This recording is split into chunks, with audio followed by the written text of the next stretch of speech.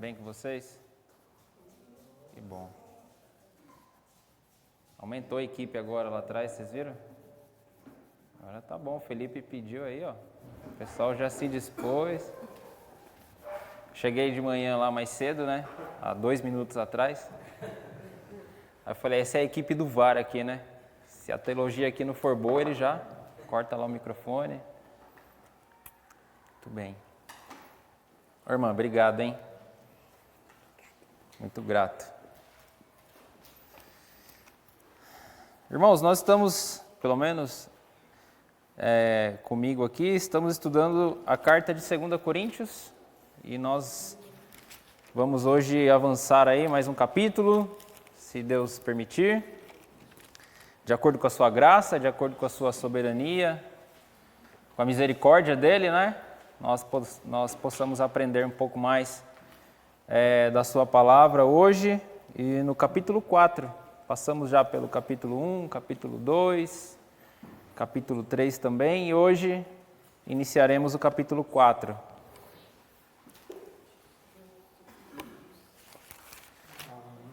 Segunda Coríntios, capítulo 4.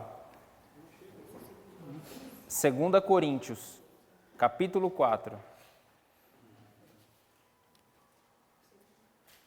Pedir para os irmãos fazerem uma leitura aí participativa do verso 1 até o verso 18. Não são muitos versículos, mas o tema ele é extenso, né? Então, eu vou pedir para os irmãos lerem. Eu vou ler o primeiro verso e aí os irmãos continuam até o verso 18, tá bom? Pelo que tendo este ministério, segundo a misericórdia que nos foi feita, não desfalecemos. Pelo contrário, rejeitamos as coisas que por vergonha se ocultam, não andamos com astúcia, nem falsificamos a palavra de Deus.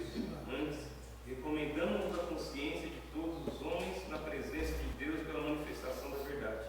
Mas se ainda o nosso evangelho está encoberto, para os que se pedem está encoberto. Os quais o Deus deste mundo cegou o entendimento dos descrentes, para que não lhes resplandeça a luz do evangelho da glória de Cristo, o qual é a imagem de Deus. Não andamos por aí falando de nós mesmos, mas proclamamos que Jesus Cristo é o Senhor e que nós mesmos somos servos de vocês por causa de Jesus.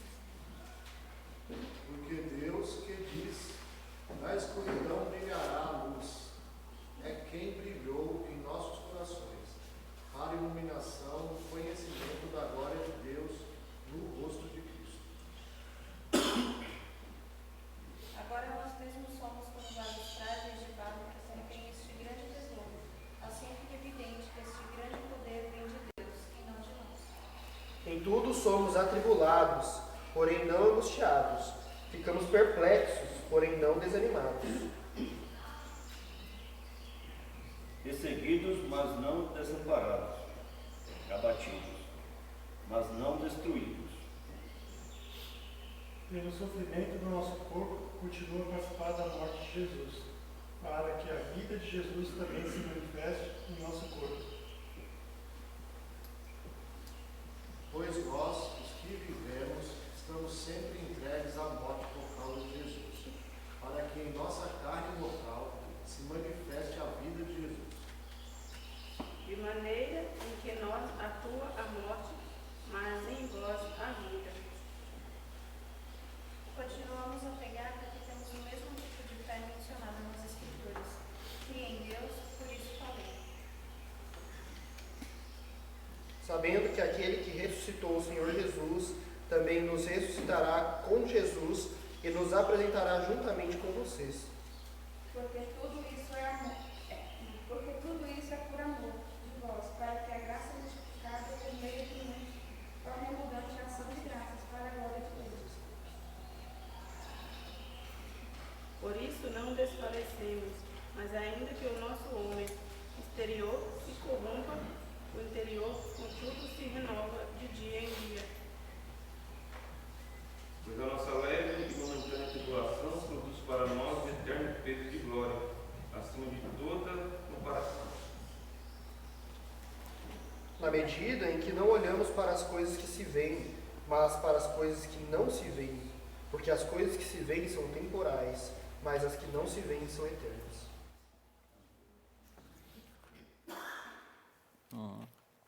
Muito bem. Bom, então, de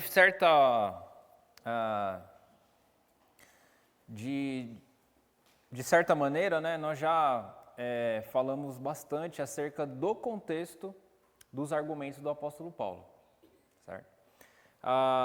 Então, o apóstolo Paulo agora ele vai trazer mais argumentos para a igreja de Coríntios, para os irmãos lá de Coríntios, acerca da relevância do seu ministério, acerca do chamado legítimo do seu ministério, acerca de que ele também era o apóstolo e que a igreja de Coríntios podia dar credibilidade à mensagem dele. A igreja de Coríntios podia seguir os fundamentos que o apóstolo Paulo havia levado àqueles irmãos, de forma tranquila, no sentido de ter a certeza de que tudo que ele estava dizendo, tudo que ele estava relatando à igreja de Coríntios, provinha da parte de Deus. Então hoje, ele continua com este propósito. O propósito dele é validar o ministério dele, não por força, né? Não por torpe ganância, não porque ele quer tirar uma vantagem, não. O apóstolo Paulo tem sido honesto, sincero, ele tem sido verdadeiro nas palavras, ele tem sido coerente, tem tido, a mensagem dele tem validade bíblica, a mensagem dele tem verdade vinda da parte de Deus, isso é o mais fundamental, é o mais importante. E ele, através das suas palavras, ele tinha condições de rebater qualquer falso ensino que adentrava as portas daquela igreja de Coríntios. Então ele segue nisso. Como? O que o apóstolo Paulo ele vai argumentar hoje? Várias coisas aqui ele vai argumentar, mas de forma assim geral, de forma que a gente possa entender qual é o objetivo, é mostrar para aqueles irmãos que ele não adulterou o evangelho. Ele nunca se usou de artifícios, de artimanha, a intenção dele não era iludir ninguém, enganar ninguém, mas sim apresentar o evangelho verdadeiro, salvação pela graça, arrependimento, obra do Espírito Santo, graça de Deus, soberania de Deus, misericórdia de Deus, todos esses pontos, essas verdades que são habitualmente notórias aí nas falas do apóstolo Paulo. E ele quer trazer uma mensagem mostrando também para os irmãos que aquela mensagem não é uma mensagem agradável, não é uma mensagem que às vezes é algo que vai animar o meu ego, que vai satisfazer o meu ego. Pelo contrário, ela vai quebrar a gente de verdade aquele evangelho. Isso ele vai falar um pouco no verso 7. A gente vai entender um pouco de como Deus age na vida do crente, né? Como Deus, às vezes ele tem que ser duro conosco para que a gente possa ser mantido numa condição, numa situação onde a palavra de Deus seja exaltada. Eu falo a gente, mas hoje o foco também é mais para o líder da igreja, né? O pastor, o bispo, o presbítero, todo aquele conjunto de liderança da igreja. É mais com o foco também nessas pessoas que estão à frente do ministério, mas servem para nós também, tá certo? Servem para nós como ensino, como aprendizado, para nós entendermos como deveria ser o funcionamento aí na igreja. Então ele começa o verso 1, né, do capítulo 4, os irmãos já fizeram a leitura. Ele vai falar o seguinte, verso 1 e 2, pelo que tendo este ministério, segundo a misericórdia que nos foi feita, não desfalecemos. Pelo contrário, rejeitamos as coisas que, por vergonhosas, se ocultam, não andando com astúcia, nem adulterando a palavra de Deus. Antes, nos recomendamos à consciência de todo homem para a presença de Deus, pela manifestação da verdade. Então, ele continua, né, o discurso dele, lá ele vem do capítulo 3, ele falou da glória do Espírito, ele falou do brilho do Senhor que deve resplandecer nos nossos corações, no nosso rosto, que deve tirar o véu, né, que cobre o nosso entendimento. Ele vem falando isso no capítulo 3, e agora ele vai entrar no sentido de que a palavra não pode ser adulterada, e ele tem que agora argumentar com esse objetivo e tentar mostrar um pouco, não em detalhes, mas tentar dizer para os irmãos, olha, cuidado com as coisas ocultas e cuidado com a postura também de quem prega. Porque o que ele fala? Ele fala, segundo a misericórdia que nos foi feita, não desfalecemos.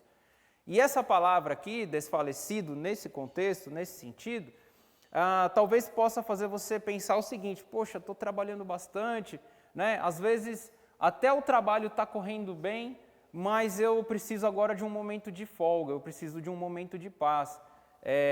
Porque de certa forma isso causa um desgaste, isso causa um cansaço. Só que no caso aqui do apóstolo Paulo, diante do contexto que ele vivia, a palavra aqui que ele usa, ela traz uma ideia desse desfalecer como um termo, né, de não se entregar diante das dificuldades, de não desistir, de não abandonar essa caminhada. Olha, mas essa batalha aí, ela é muito desgastante, ela pode te matar, mas eu não vou desistir. É como se você fosse para a guerra e você visse tanques e você visse armamentos à vista, né? Armamentos assim que você sabe que pode te matar. Você pode pensar assim, nossa, estão usando um canhão para matar uma formiga. Mas você fala, cara, eu não vou desistir. Eu não vou desistir. Por quê? Porque o apóstolo Paulo ele não queria passar a ideia para a igreja, ou se ele desistisse, até essa ideia para ele poderia ser passiva de um pensamento de que ele fosse um covarde. De que nem ele acreditasse em tudo aquilo que ele pregou. Então você imagina, ele aqui já tinha anos no ministério. Imagina todas as formas de agressão que o apóstolo Paulo já sofreu. Aqui ele já tinha sido chicoteado mais de 10 vezes. Aqui ele já tinha sido preso. Ele já havia sido expulso das cidades, expulso de sinagogas, espancado, dado como morto. Então agora ele está passando uma situação difícil na igreja de Coríntios, mas em tese assim, né, é um pouco até mais leve, porque envolve apenas uma agressão verbal. Não passou do campo da verbalidade, né? É como se eu tivesse um problema aqui com o irmão e ele me agredisse verbalmente. É diferente do que ele me agredir fisicamente, né? É diferente do que ele usar a justiça ou a polícia para me prejudicar, né? Ou usar um grupo para me prejudicar, para me agredir. Paulo ainda estava sentindo, ele não estava contente. Isso estava causando um desconforto terrível nele. Mas ele falou, se eu desfalecer agora, se eu desistir agora, eu vou ser o quê, na verdade? Um covarde. Além de todas as outras falas que podem vir, mas ele usa esse termo como sendo um ato de covardia desistir agora desse ministério que foi apresentado a ele segundo a misericórdia de Deus. Então, tudo aquilo que aconteceu com ele, quando ele foi convertido lá em Damasco, quando o Senhor Jesus apareceu para ele, e depois tudo que ele foi apresentado, né, tudo que ele correu, tudo que ele fez, tudo que ele batalhou, tudo que ele trabalhou, ele chama isso como obra da misericórdia de Deus. Então é até uma forma que a gente, né, a liderança, o líder da igreja, ele tem que pensar como que qual é o propósito do ministério dele, a origem do ministério, a base do ministério dele está onde? A base do meu ministério está porque eu recebi um chamado. Legal, você recebeu um chamado. Vamos dar mais um passo para trás. Por que você recebeu um chamado? Porque eu tenho um Deus que foi misericordioso comigo. Então, às vezes, o líder pode até pensar, mas é um prêmio, né? Isso é o melhor trabalho que eu posso ter, é a melhor obra que eu poderia ter. Sim, é verdade, tudo isso é verdade. Mas não esquece que foi por causa da misericórdia de Deus. E essa é a ideia que o apóstolo Paulo quer ensinar, pelo menos que eu percebo, esse ensinamento que ele quer entregar para os irmãos. Essa misericórdia foi feita por Deus. Então, se eu desfalecer, eu estou rejeitando o quê? A obra? Eu estou rejeitando o trabalho? Eu estou rejeitando tudo aquilo que eu desempenhei? Eu estou rejeitando o quê? A misericórdia de Deus. Fala, Nil. Foi interessante que o apóstolo Paulo, quando ele fala, ele atesta esse ministério, em outros textos também ele faz isso, ele fala do seu ministério, no 2 Colossenses, a gente está vendo, ele fala do seu ministério. Você não vê nenhuma vez, por mais palavras fortes que ele usa para testar o chamado dele, nenhum tipo de soberba nenhuma. Né? Você falando agora do ministro, né, do líder, que é o melhor trabalho, que é o melhor ministério, que é o melhor fazer para o Senhor, e tem razão, mas a gente vê em alguns lugares isso sendo usado como soberba, como altivez, né? Altivez. E o apóstolo Paulo aí, muito pelo contrário, ele vem aí e coloca os sofrimentos dele de uma forma que ele podia humanamente se orgulhar de ter passado por tudo isso, mas não. Ele vem totalmente diferente do que a gente, infelizmente, a gente costuma ver por aí. Exato. O ministério pastoral, o ministério de liderança de igreja, seja presbítero, bispo, o nome que seja dado, ele tem o seu lado romântico, né? Ele tem o seu lado lindo de ver. Uma pessoa que cuida das pessoas, uma pessoa que cuida das ovelhas, é uma pessoa que se realizou pessoalmente quando encontrou essa obra maravilhosa. Legal, isso é muito bom de se perceber, de entender e ver. Mas tem coisas mais ainda para trás que estão muitas vezes ocultas. Ele vai falar de algumas coisas que são ocultas aqui, mas também eu quero trazer o contraste da parte oculta, que é a parte do sofrimento, a parte do isolamento. Às vezes, né, a gente não é incomum nós vemos pastor relatando que eles sofrem, que eles choram, que às vezes ele exerce o ministério em doenças, ele exerce o ministério dele em ataques, ele exerce o ministério dele com problemas na família, ele exerce o problema dele com problemas na igreja. É um ministério sofrível, não é fácil. Ele lidar com aí, né, dependendo do tamanho da igreja, em torno de 100 pessoas, e pessoas de diversos tipos, com diversas situações, com problemas, com dificuldades, com alegrias, enfim, de todo tipo de situação. Tem o seu lado, que às vezes ele não fala, ele não conta, né? Ele não relata tudo, porque ele sabe, e muitos têm a consciência de que essa é uma obra que foi dada por Deus, e no pacote dessa obra tem essas dificuldades também.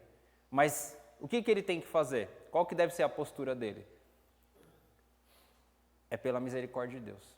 Está indo bem o ministério? É pela misericórdia de Deus. Está indo mal o ministério? É pela misericórdia de Deus. Fui chamado para essa obra, mas eu vou batalhar, é por causa da misericórdia de Deus.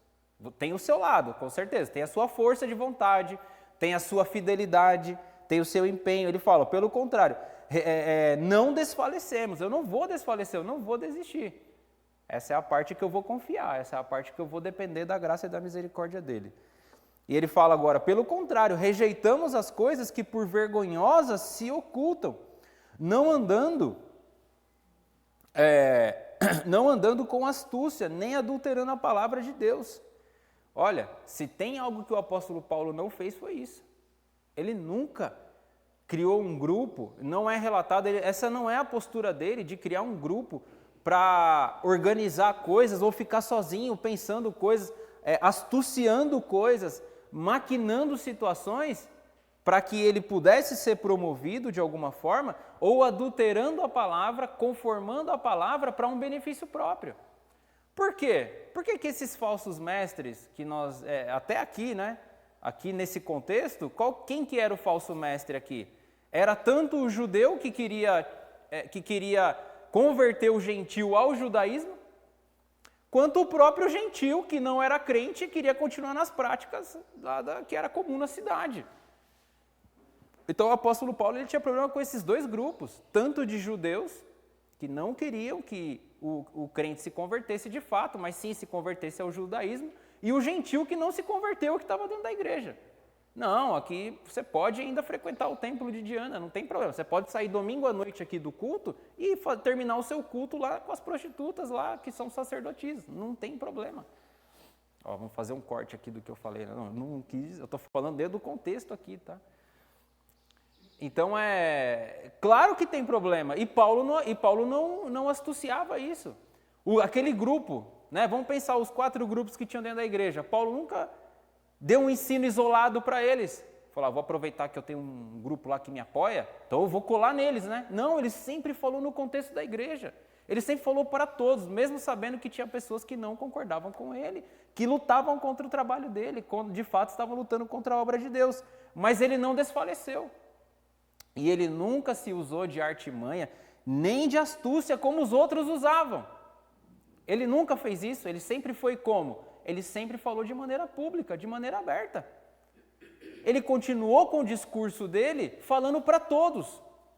Ele não fazia um discurso aqui público, né? Falando para 200, 300 pessoas, mas aí quando terminava o culto, ele saía mandando um WhatsApp para o grupinho dele e falava, vamos nos reunir na segunda-feira e vamos acertar os detalhes aqui de como a gente vai fazer. Não, ele nunca fez isso. E nós sabemos que, infelizmente, isso acontece em vários locais. Não é, esse tipo de atitude não é exclusivo da igreja. Né? No local de trabalho, pode ser na família, pode ser em qualquer organização, porque isso é um problema do coração do homem. Depende do objetivo, depende do que ele quer. Se ele quer se autopromover, ele vai usar das artimanhas que ele pode. Ele vai se utilizar do que ele puder, da astúcia dele, da malandragem dele, para enganar qualquer pessoa. Né? Homens, por exemplo, que querem prejudicar outras pessoas, ele chega para você como? Ele já se mostra, ele já se revela como ele é? Mal? Que ele quer prejudicar você? Não. Ele se mostra como? Confiável, atraente, não é? Uma pessoa de confiança, uma pessoa que você possa, de certa forma, se abrir. E muitos se aproveitam disso. Né? Muitos. Jesus fala que tinha lá sacerdotes que entravam profetas, sacerdotes que entravam nas casas das viúvas e devoravam elas. Levava tudo que elas tinham. Então, e se passando como? Como alguém de Deus. Esse é o problema. E é isso que ele está rebatendo aqui, que ele está falando. Olha, vocês nunca viram eu adulterando a palavra. Antes, nos recomendamos ao quê? A consciência de todo homem. Ou seja, eu estou falando aqui, mas eu estou estimulando, eu estou falando a sua consciência. Reflita você sobre o que eu estou falando. Reflita você sobre a minha postura. Lembra que ele falou lá no capítulo 3? Começamos, porventura, outra vez nos recomendarmos? E ele fala que a igreja de Corinto também era uma carta que o próprio Deus tinha escrito. Ou seja, olha a vida de vocês agora. Olha a vida de vocês. Põe a mão na consciência e lembra o que vocês eram e o que vocês são agora. E também não foi por causa de mim. Foi através de mim, apesar de mim. É basicamente isso que ele está falando. Não é por causa de mim, é apesar de mim.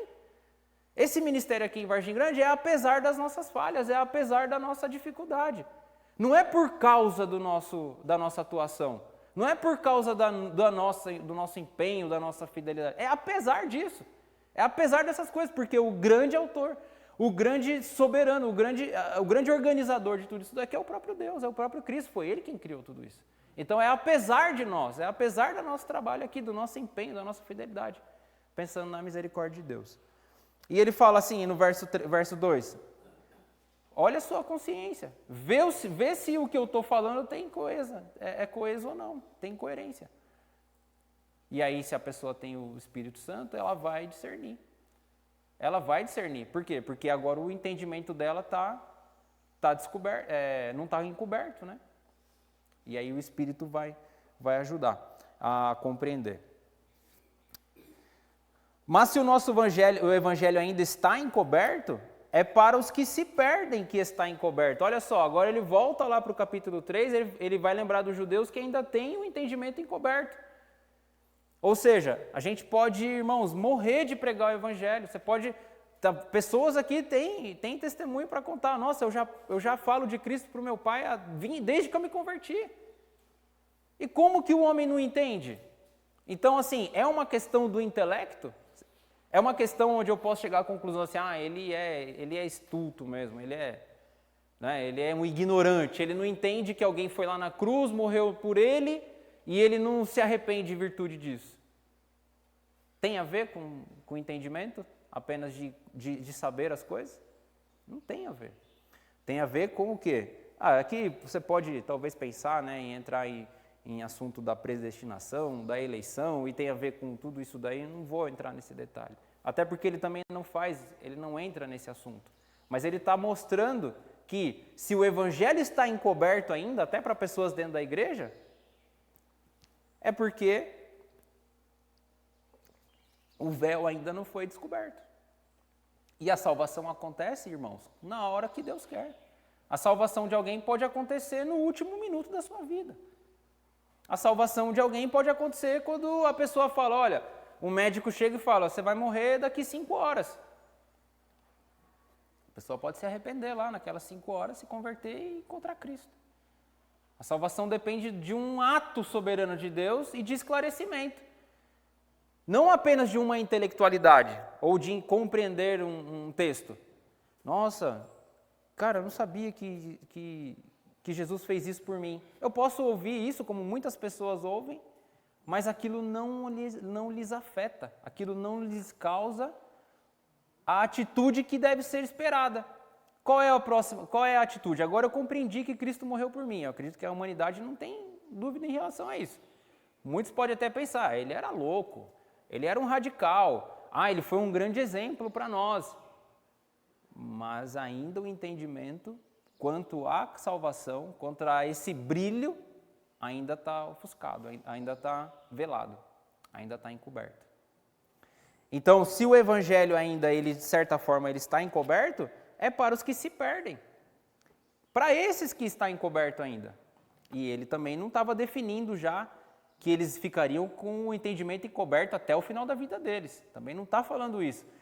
A gente precisa só pensar esses detalhes, né? Então para esses que se perderam não tem mais jeito? Tem jeito até eles morrerem. Enquanto não chegar a morte, enquanto a morte não calçar o calcanhar deles lá, ainda tem jeito, ainda tem solução. Porque ele pode se arrepender. O exemplo é quem? Ladrão da cruz. O ladrão da cruz estava lá gotejando sangue lá, né? Vazando sangue, e em algum momento ele ia morrer. Em algum momento ia faltar sangue no corpo, ia acabar, o pulmão não ia conseguir respirar mais e ia morrer. Poucos minutos ali, poucas horas, não sei quanto tempo demorava de fato. Chance há. Basta aquele toque do Espírito Santo para tirar o véu do entendimento e a pessoa falar, nossa, agora eu estou vendo tudo. Agora eu sei o que eu deveria ter feito, agora eu entendo o que o Senhor Jesus fez por mim. E não foi assim na nossa vida? Um dia apresentaram para você, para mim, caramba, ele fez isso. Cara, Senhor, me perdoa porque eu não te amei, me perdoa porque eu desprezei essa obra. Nos quais o Deus deste século cegou o entendimento dos incrédulos, para que lhes não resplandeça a luz do evangelho da glória de Cristo. Aí agora aqui tem um assunto um pouco mais pesado, né, que é a obra da atuação satânica. E o apóstolo Paulo, ele chama aqui o Satanás, né, de o Deus desse século, como sendo realmente o soberano desse século, o Senhor deste mundo. E aí nós temos que fazer a pergunta, tá, aonde eu pertenço? Porque aqui parece, né, que de acordo com esse entendimento de Paulo, que existem apenas 2 mundos. Existem 2 mundos, o mundo de Deus e o mundo de Satanás. E aí cabe a pergunta, a qual mundo eu pertenço? Ou existe um terceiro mundo, uma terceira dimensão aí que eu não sei? Existe essa possibilidade? De acordo com esse texto, não. De acordo com esse texto ele está dizendo, olha, o Deus deste século cegou o entendimento deles. É uma obra satânica, é uma obra que Satanás ele batalha, ele luta para manter o entendimento do incrédulo cada vez mais cego, cada vez mais fechado. Como? Como que ele atrai? Como que ele faz isso? Qual é o foco dele? Qual que é o foco? Qual que é o objetivo dele? Não permitir que se resplandeça a luz do evangelho da glória de Cristo, que é a imagem de Deus. O foco de Satanás, o objetivo de Satanás é fazer o quê? Destruir o seu casamento? Fazer você perder seu emprego? Fazer você perder aquela mulher que você ama? Ou o marido, ou o homem que você ama? Né? Colocar você numa situação onde as pessoas só invejam você? Ficam criando um mundo assim, tudo conspira contra mim. Tudo quer me prejudicar, tudo quer fazer, não deixar eu avançar, não quer deixar eu prosperar, não quer deixar eu vencer na vida. Percebe que existem essas falas? Às vezes você vai numa denominação, numa igreja, enfim, e o foco é esse. Satanás quer destruir você. É verdade tudo isso? É verdade. Só que nós temos que dar mais um passo para trás e falar assim, peraí, por que ele quer me destruir? Ele quer me destruir? Não, eu já estou destruído. Ele quer me manter nessa destruição e achar que ainda há mais coisas que possam ser destruídas. Ele me faz entrar num contexto, num entendimento totalmente equivocado para que de fato os meus olhos não sejam abertos.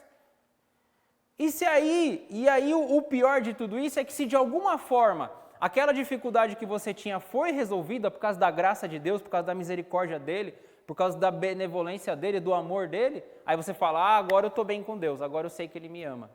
E você de fato nunca conheceu o Evangelho de Cristo de verdade. Por quê? Porque nós, normalmente, ou as pessoas, a gente vê isso muito notadamente, as pessoas dando essa resposta, apresentando essa verdade, de que o que conspira contra você é coisas que só prejudicam a sua caminhada, seus focos, seus objetivos. Quando, na verdade, nós já temos uma condição de mortos. Nós já temos uma condição de destruídos. Sem Deus, nós estamos mortos, nós estamos destruídos.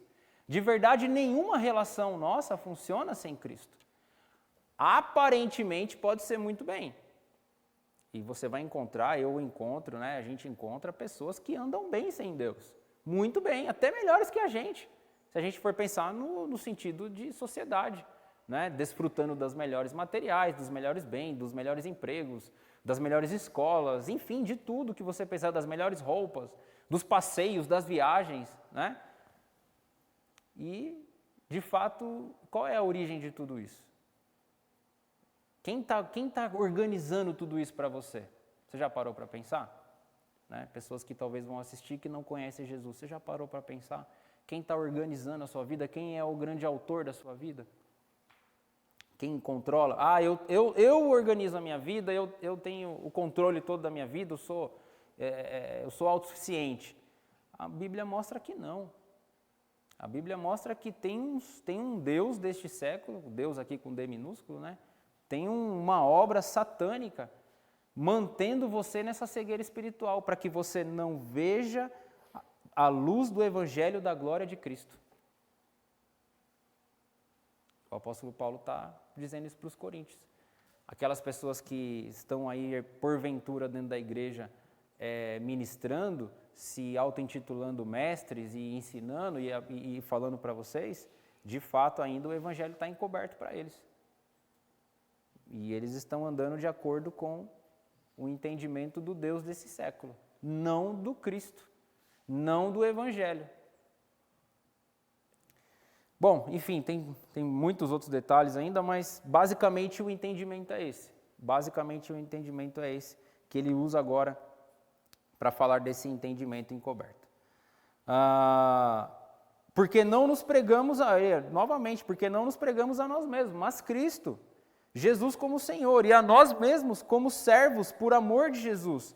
Porque Deus, que nos disse, das trevas resplandecerá a luz, Ele mesmo resplandeceu em nosso coração, para a iluminação do conhecimento da glória de Deus na face de Cristo.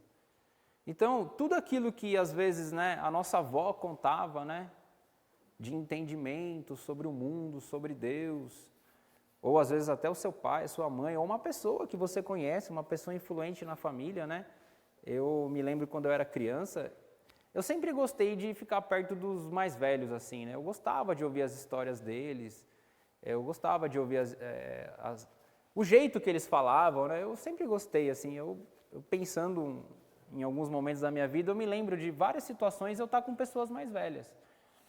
Então eu me sentia mais à vontade com essas pessoas, ouvindo as histórias. E idoso gosta de falar normalmente, A pessoa mais velha fala bastante, eles gostam de contar as histórias deles e parece que eles têm memórias muito, muito boas, E eu me lembro de algumas falas, por exemplo, deles falando sobre Deus, do que Deus fez na vida deles. Enfim, a família da minha mãe, né, basicamente, tem todo tipo de pessoas lá com as suas crenças, com as suas religiões.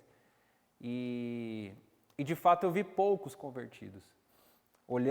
Pensando hoje, né, não me lembro de alguém que realmente fosse salvo, exceto acho que um tio da minha mãe, que parece que ele deu mais indícios de que era.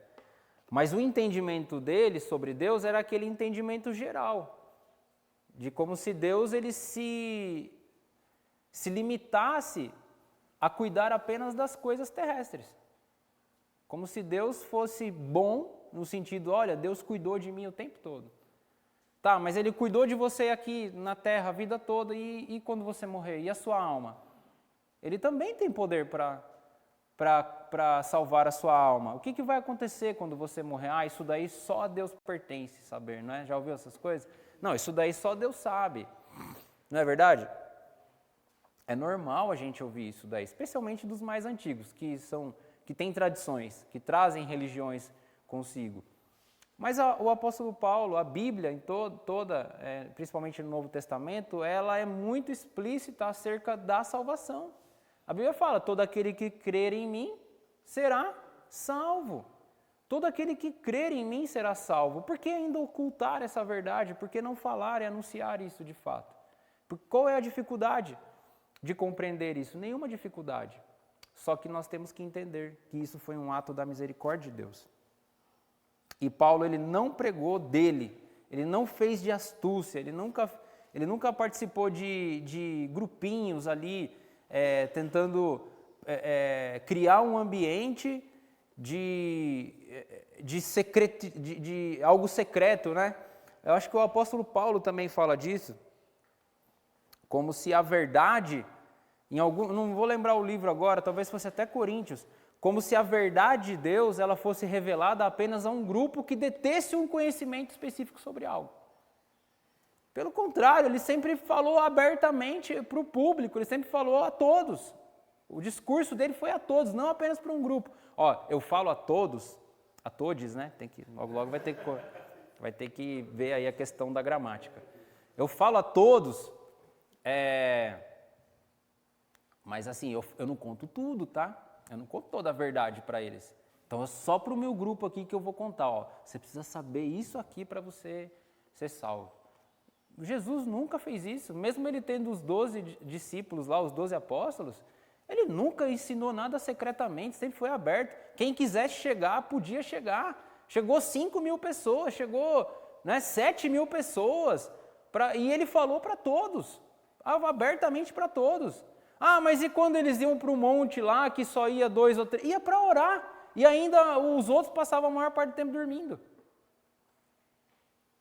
Então não tem ensinamento secreto. Não tem isso daí. O apóstolo Paulo não enveredou-se para isso, porque ele sabia da origem do seu chamado.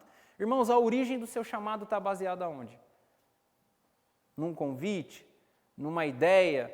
Você está aqui tentando resgatar uma origem que a sua avó iniciou-se na sua família? Não é esse o foco, não é esse o objetivo. Eu venho na igreja hoje porque a minha avó, lá no século XIX, ela ia na igreja. Não. Você vem hoje para a igreja, você está aqui tentando conviver aqui, com os irmãos, pessoas que a gente não conhece, por causa dessa misericórdia de Deus, por causa desse chamado misericordioso. E a gente está lá tentando ajudar o pastor que recebeu o chamado, para que ele, através da misericórdia de Deus, ele cumpra com o chamado dele, para que ele não caia, para que ele não desfaleça, para que ele não desanime. E nós somos bons em fazê-lo desanimar, né? Enquanto ele está lá lutando para o ministério, avançar, a gente faz o que aqui? Vamos cascar na costa dele, meu amigo. Vamos fazer ele chorar, vamos fazer ele sentir dor, vamos deixar ele sangrar. Crente é bom de fazer isso com o pastor, né, Michele? Gosta, dessas coisas, né? Está na Bíblia, é bíblico. Né? Alguém pode dizer que não é bíblico? É bíblico o pastor sofrer. Está aqui, o apóstolo Paulo está mostrando a vida dele. Olha só o que ele vai falar agora no verso 7. Temos, porém, este tesouro em vasos de barro, para que a excelência do poder seja de Deus e não de nós. Olha o verso 8. Em tudo somos atribulados, porém não angustiados, perplexos, porém não desanimados, perseguidos, porém não desamparados, abatidos, porém não destruídos. Aí aqui, hoje, o que a Igreja Batista de Vargem Grande pode aprender com esses pequenos versos aqui? A gente é açoitado, né? A gente é achincalhado, xingam a gente fica perplexo, a gente fica perseguido, né? Perseguem a gente, humilham a gente, só que não. Tem gente que usa isso aqui, né? Ah, ele tá doente, só que não. Como é que é hoje que usa? Né? Já ouvi pessoas usando. Chorou, só que não, né? Tá feliz, só que não. Só que não. A gente precisa entender, irmãos, que mesmo eu sendo atribulado, ou o apóstolo Paulo sendo atribulado, ele fala, porém não angustiado. Ele já manda aqui um contraste. Ou seja, Deus quer me usar no limite da situação. Né? Deus quer usar o pastor, o bispo, o diácono, no limite da situação. Ó, você vai trabalhar lá em Vargem Grande, mas o pessoal lá não vai te dar sossego. Você vai ter uma irmãzinha lá que vai te dar dor de cabeça. Ela é linguaruda, ela é fofoqueira, ela fala mal da sua esposa, ela fala mal dos irmãos, se ela puder, ela faz o alvoroço lá na igreja. Só que você tem a misericórdia de Deus, pastor. Só que você tem a força de Deus. Ó, você tem um irmão lá que é adúltero, sabidamente ele já traiu a esposa dele, ele engana os clientes dele, ele é um mau funcionário na empresa, e o pastor tem que ir lá, tem que conversar, tem que gastar a sola não, né? Como é que chama o negócio do joelho aqui? A rótula do joelho saiu do lugar já, de tanto que ora. Você vai sofrer por causa desse camarada? Vai sofrer, mas você também vai ver o resultado da obra de Deus na vida dele depois. Você vai ver a graça de Deus, você vai ver a graça de Deus na sua vida, te consolando, te fortalecendo, te animando. Então, irmãos, o apóstolo Paulo tinha essa consciência. E qual era a outra consciência, né, que eu falei aqui um pouco desses outros aspectos, né? Desamparados, abatidos, porém não destruídos, né, não prostrado, que todo ministro de Deus, ou todo o líder aí, ou até os irmãos, de certa forma, tem algo dentro de si que é chamado de tesouro. Porém, ele está dentro de onde? Dentro de um vaso de barro. Ah, mas qual é o problema de ter um vaso de barro? Na minha casa tem filtro de barro, na frente da minha igreja tem barro. Qual o problema de ter barro? Né? O mundo tinha barro, depois que terminou o dilúvio tinha barro. Qual que é o problema do barro? No contexto aqui, irmãos, o vaso de barro era o vaso para o irmão menos afortunado. Né? O irmão que só podia comprar o vaso de barro, que era mais barato. Tinha o vaso de mármore, tinha o vaso de prata, tinha o vaso de bronze, tinha o vaso de ouro. Tinha diversos tipos de vaso, é um item de enfeite na casa. E normalmente, né, esse povo mais inteligente, eles guardavam algumas coisas lá dentro. Se alguém viesse roubar a sua casa, né, a pessoa ia falar, bom, deixa eu procurar debaixo do colchão, deixa eu ver se tem um fundo falso, se tem uma abertura falsa, se tem, enfim. Não vai olhar no vaso, né? Aí o vaso ficava lá. Ou às vezes a pessoa também escondia o vaso. É muito comum você ver, né, nos achados aí, vasos. Já viram? Achados arqueológicos? Já viram lá o pessoal do VAR lá do fundo?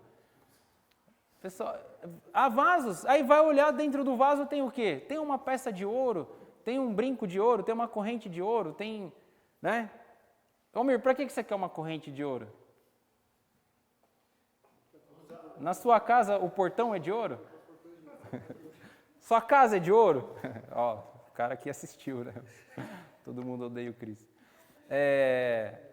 Então, o apóstolo Paulo faz referência ao quê? Ao seu corpo como sendo um vaso de barro.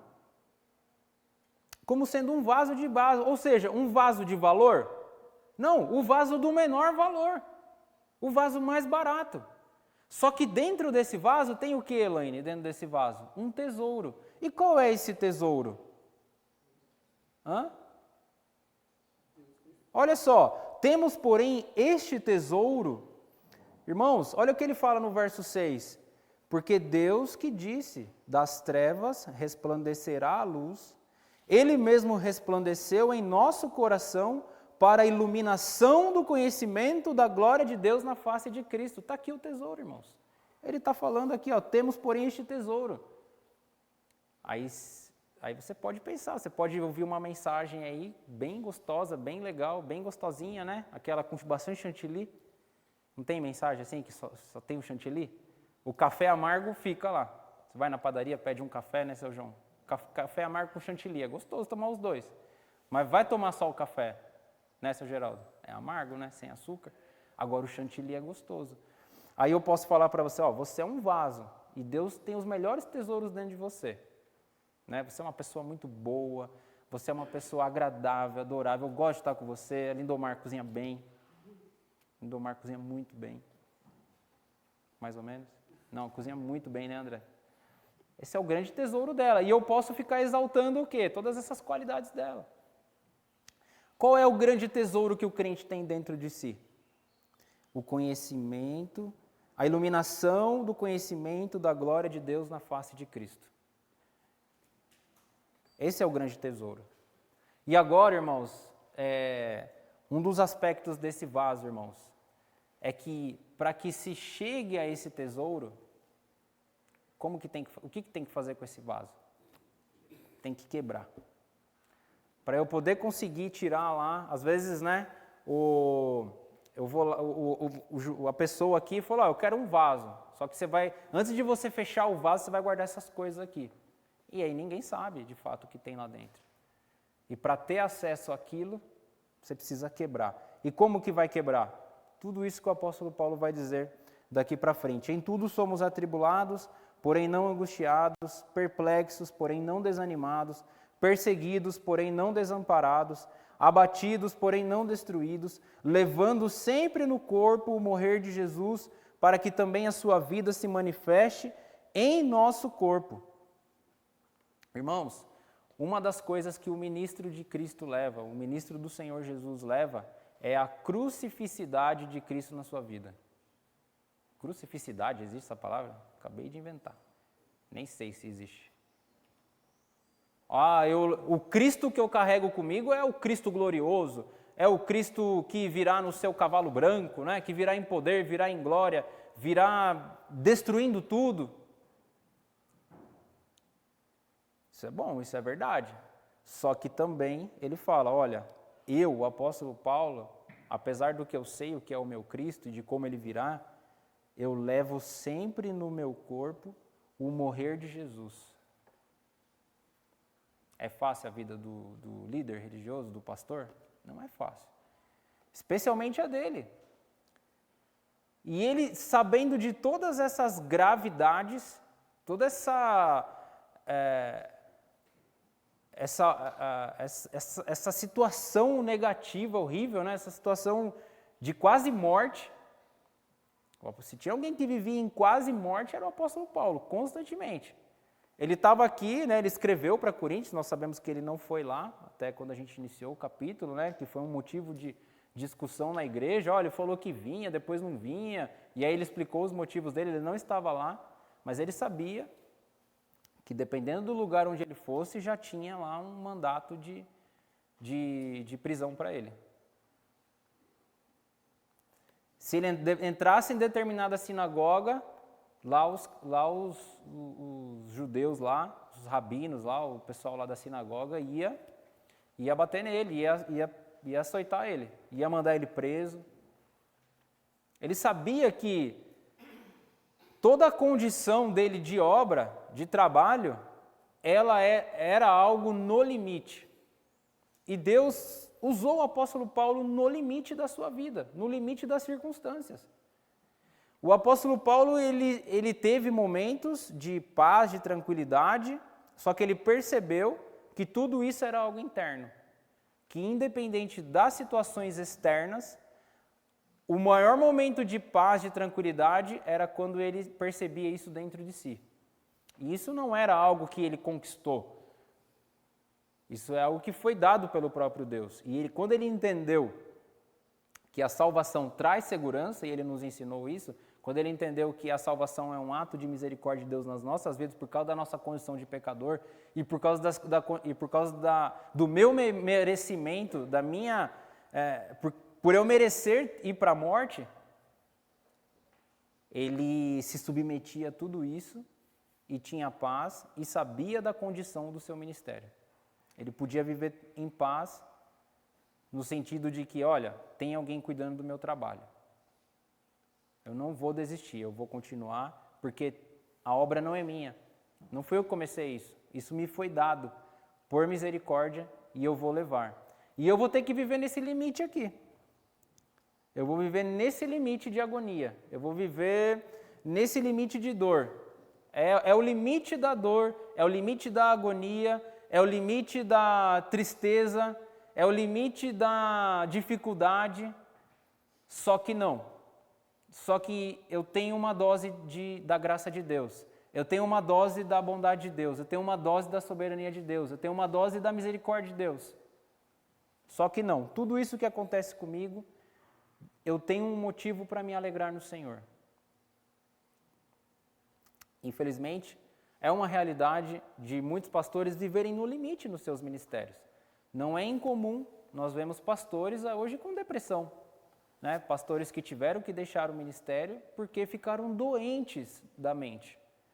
Não é? A disposição mental deles, ela foi afetada, ela foi abalada. E causou-lhes uma crise de emoção, uma crise de consciência, das quais eles não conseguem sair. Eu ouvi outro dia um relato de um pastor que, se ele ouvisse falar da igreja, ele entrava em crise, ele começava a tremer. Se alguém convidasse ele para ir para a igreja, ele começava a passar mal. Por quê? Porque o ambiente de igreja, irmãos, ele pode se tornar um ambiente muito tóxico para o ministro. Às vezes o ministro vem, ele chega numa igreja, e às vezes uma igreja com décadas, né, ou até centenária, ele não imagina que existem problemas ali que já estão enraizados há muito tempo. Né? O legado que muitos membros carregam é um legado ruim. É um histórico ruim de maus relacionamentos, de mau procedimento, de más conversações, é uma cultura ruim que aquela igreja tem. E às vezes o pastor entra naquele meio e não tem consciência disso. Especialmente, talvez, um pastor pode sofrer com isso se ele for um pouco mais jovem no ministério. Se ele não entender que existe esse tipo de situação dentro de uma igreja. Ele não aguenta. Ele não aguenta ficar lá. Por quê? Porque ele tem que lidar com todo tipo de problema. E ele, às vezes, encara pessoas que mentem na cara dele, que mentem na face dele. E aí, às vezes, ele quer tratar um problema, quer tratar uma dificuldade e não consegue. Porque tem que ficar lidando com mentira. E isso vai fazendo o que com ele? Se ele, às vezes, não é maduro o suficiente. Talvez não seja maduro, né? Não quero desqualificar aqui, mas às vezes não consegue separar as coisas. Não consegue fazer uma separação de tudo isso. O que vem naquela pessoa? Vem uma doença. Ela desfalece. Ela passa mal, ela tem todo tipo de crise, de pânico, de tristeza profunda, né? O pessoal fala, né, que a origem os entendidos aí falam que a origem da depressão é excesso de tristeza, né? Ou excesso de ansiedade, de futuro, né? Tristeza de coisas passadas e ansiedade por coisas futuras que não está no controle, né? E aí a pessoa entra numa situação difícil. Pode falar, Jeff. Uma dúvida aí. Nesse contexto aí que você fala do líder, do pastor, do ministro, tem um pensamento, não sei nem se estou certo ou não, mas que ele é sempre escolhido por Deus. Né? Deus prepara alguém para isso. Nesse contexto que você está, pode ocorrer um pastor que não seja escolhido por Deus? Tem? Você acha que, no teu entendimento aí, não sei se pode surgir um líder, um pastor, um ministro que de fato não foi escolhido por Deus? O que você acha? Isso é possível, né? Eu acredito que essa sua dúvida aí, ela é uma dúvida que toda a igreja deve batalhar para tirar ela da frente, tirar a prova real mesmo. Se aquele pastor que chegou, né, para conduzir aquele grupo, ele de fato tem um chamado. Só que a igreja precisa ser madura também, a igreja precisa ter conhecimento bíblico, a igreja precisa ter discernimento da palavra para poder identificar se aquele ministro, ele de fato, ele é chamado ou não. E como? Qual deve ser a atitude da igreja? Ficar fazendo confronto? Ficar chamando para debate? Não. É através das nossas experiências. É através do nosso convívio. Tentar ajudar aquela pessoa a de fato pensar se o que ela está desempenhando na igreja é o trabalho que Deus deu para ela fazer. Eu acredito que existam, né, situações que não seriam impossíveis, né, de perceber-se. Eu acho que existem atitudes assim muito mínimas, né, que a gente pode perceber se o pastor é ou não chamado para aquele trabalho. É assim, né? Ele ama as pessoas? A gente tem que fazer esse tipo de pergunta. A gente percebe que ele ama as pessoas? A gente percebe que as pessoas respondem ao amor dele? A gente identifica que as ações dele, elas são altruístas? Elas são verdadeiras? Ele age como Jesus? Diante de uma ação, qual que é a reação dele? Eu acho que existe esse tipo de situação. As escolhas dele refletem no ministério? As escolhas pessoais dele refletem nas pessoas, refletem no ministério?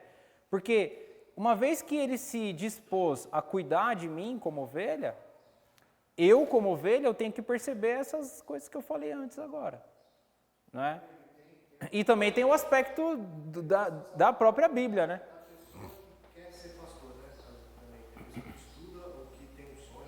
Sim. Quer ser pastor, mas às vezes não tem o chamado, né? Às vezes não tem o conselho. Isso pode acontecer também, né? Às vezes a pessoa, o sonho dela é ser pastor, por exemplo, mas não é o que Deus busca, né? Naquela pessoa. Isso pode também? Eu creio que sim, Jefferson. Assim como eu também creio que deve ter pessoas que foram chamadas para o ministério e nunca se manifestaram, nunca deram o passo, né? Eu acredito que existem essas duas situações. Eu creio que quem é chamado para o ministério, ele tem que ser uma pessoa muito honesta e muito aberta, para entender se realmente aquilo de fato é um chamado de Deus, ou se aquilo é só uma disposição de vontade própria. Porque, como eu falei no início, eu posso ter um ideal do que é pastor, do que é ser pastor, né? Cara, deve ser uma coisa maravilhosa, assim, você ser pastor de uma igreja onde todo mundo é esclarecido, né? Onde as pessoas elas têm bons empregos, onde as pessoas elas não passam dificuldades, as pessoas elas lutam contra o pecado. Sei lá, não sei nem qual igreja se caberia isso daí, não sei agora, no contexto de nenhuma igreja. Mas eu posso criar uma fantasia na minha cabeça, no meu coração, de achar que o ministério pastoral, ou qualquer ministério da igreja, né? Enfim, os termos não tem problema, os irmãos já entenderam. Eu posso criar uma fantasia linda na minha cabeça, de achar que tudo é maravilhoso, tudo é um conto de fadas, tudo é lindo, tudo é perfeito. Falar, não, eu quero ser pastor também. Aí tem que perguntar para o pastor Antônio, fica 1 minuto no meu lugar, para você ver o que é, de fato. O isolamento, né? Abrir mão da família, às vezes, ter que socorrer membro. Hoje, por exemplo, de madrugada, a Nayara falou que Samuel acordou de madrugada, foi lá chamar ela, nem vi. Tipo, se alguém ligar para o pastor, ele tem que ficar com o celular ligado o tempo todo. Eu penso que ele fica, né? Eu estou imaginando, não estou dizendo que sim ou que não. Ele tem que ficar lá alerta, né? De repente lá, a Nelly está lá fazendo o miojo do Wellington, deixou secar toda a água, arrumaram uma confusão na casa, né? E aí, 3 da manhã, o miojo do Wellington queimou. Ó, pastor, brigamos aqui porque ela queimou o meu miojo e tal, enfim, dá para o senhor dar um pulo aqui, senão hoje vai acabar meu casamento? O pastor estava lá um momento dele com a família dele, né? De repente estavam lá comendo os queijos dele com doce de leite lá e ter que levantar para ir resolver problema de casal, não é? Não é fato? É verdade. Então, assim, passa 1 minuto no lugar dele, né? E aí, enfim. E as lutas, né, que ele tem que estudar. Às vezes ele tem problema na casa dele, ele tem que estudar durante a semana para trazer a mensagem. E a mensagem tem que ser bíblica, e a mensagem tem que trazer esperança, tem que confortar, tem que trazer maturidade, tem que ser uma mensagem consistente, que a própria palavra de Deus reflete isso. A palavra de Deus reflete o quê? Reflete coerência, reflete maturidade, reflete força, vigor, poder. É de Deus que estamos falando, né? Ele remete todas essas coisas. Então ele tem que trazer tudo isso para nós. E isso tem que funcionar em 45 minutos e vai ser alimento para nós, para durante a semana, para no outro domingo ele estar aqui, mais uma dose de vitamina, de força, de vigor, Não é fácil. Tudo que você está falando aí, a gente tem que também assumir a nossa responsabilidade com o pastor.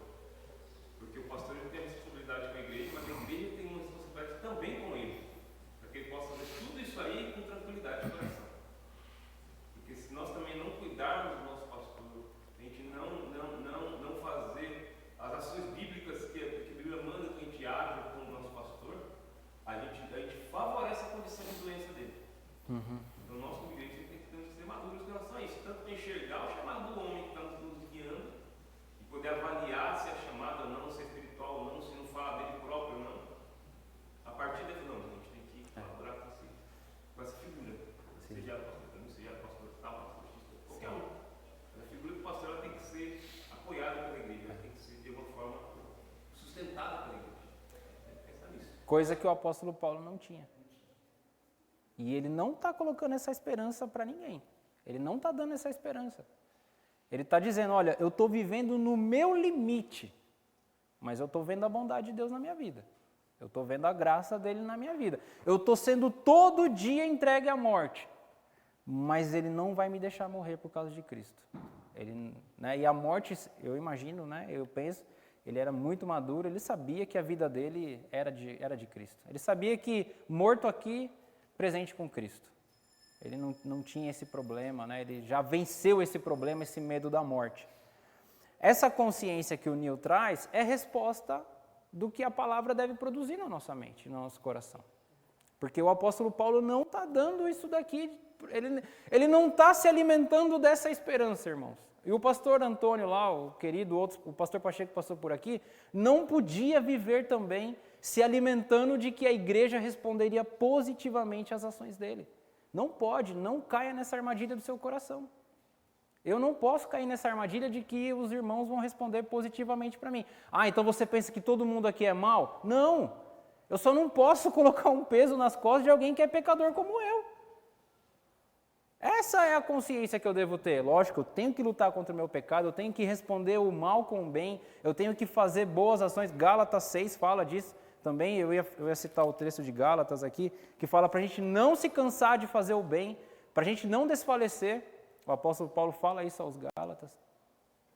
O apóstolo Paulo não está dando essa visão, ele não está dando essa esperança, nem para ele, nem para os discípulos dele, de que haveria uma resposta positiva da igreja, da sociedade, em relação ao trabalho de Cristo. Ele não dá essa esperança. Isso é um passo do quê? De maturidade. Cada pessoa tem que falar assim, eu vou cuidar do meu pastor, eu vou cuidar do meu líder, vou ajudá-lo para que ele não passe nessa situação. Só que você percebe que aqui é um ato de Deus também? É um ato do próprio Deus. Ele fala, temos porém este tesouro em vaso de barro, para que a excelência do poder seja de Deus e não de nós. Para que o líder não seja soberbo. Para que ele não se ensoberbeça no ministério. Para que ele não haja como como se ele fosse o soberano daqui, como se ele fosse o Deus daqui, e tudo provesse dele. O próprio Deus vai agir também na vida desses líderes, para que eles fiquem debaixo da submissão, para que eles fiquem submissos a Deus, para que eles fiquem debaixo do agir de Deus. E o apóstolo Paulo tinha essa consciência de que ele não levava o romantismo do ministério, ele levava a morte de Cristo no corpo dele. Ele tinha essa consciência plena. E às vezes, até nós aqui, que estamos no meio da igreja aqui, a gente que fica aqui com ovelha, né? O pastor é o pastor, fica com o cajado na mão, né?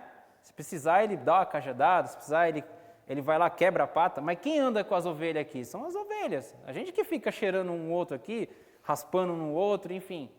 Ele é o pastor, ele tem que olhar e falar, não, eu vou agir assim, vou cuidar de cada um assim, se precisar, eu vou agir aqui assim. Mas Deus vai agir na vida dele para que ele não perca o foco do ministério. E se precisar quebrar as pernas dele, se precisar manter ele prostrado, Deus vai manter. A gente vê pastores que estão no ministério estão doentes. Pastores que constantemente vivem doentes, mas estão lá batalhando, lutando, não desanimaram, não desistiram, não abandonaram. Porque sabe que aquele chamado é de Deus. E ele está honrando o chamado. Como, cara, mas você está doente, você precisa sair, você está ficando... Cara, não vou deixar porque essa obra é dele, ele está me usando nessa obra. Ele me chamou para ser usado para fazer isso mesmo e eu vou fazer. Eu vou até quando ele quiser que eu faça, mesmo que seja nessas circunstâncias. Mas vão prender você, porque você agora não quer usar o todes na igreja. Rapaz, eu vou ter que levar isso aqui comigo, eu vou ter que levar essa morte de Jesus comigo. Eu vou ter que levar a cruz comigo, porque eu fui chamado para essa tarefa.